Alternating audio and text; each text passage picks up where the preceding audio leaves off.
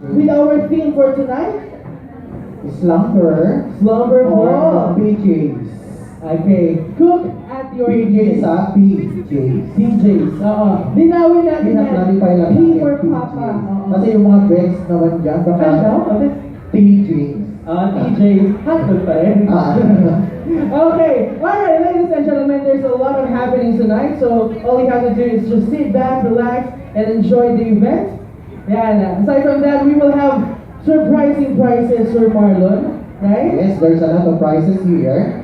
And of course, I would like to raffle my sleeper, ano to, tawag dyan. Ito yung ating grand prize. Yan. Yung pink bunny. Bunny ba yan? Or mouse? Pink piglet. Kasi may mutation na niya.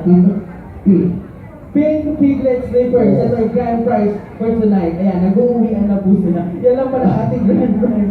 Hindi po. Okay. There's a whole lot of prizes waiting for everybody. And once again, don't forget to use the following hashtag. Yeah, it must be more hashtags. So these are the hashtags. So cook in your PJs. Hashtag cook at 18. Hashtag holiday bash 8.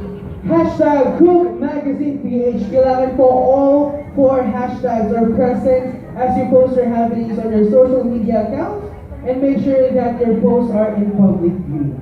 Okay, so i-discuss mo na ngayon yung ano. Okay? Again, there are 5 sets of number 1, 5 sets of number 8, 5 sets, sorry, yeah, tama, 5 pairs. Okay? So please, so dalawang pairs pa lang yung nandito. So, Ay, marunong pa mamili. sabi sa'yo eh. Ay, ikaw talaga pinuntahan? O binayaran mo para puntahan ka?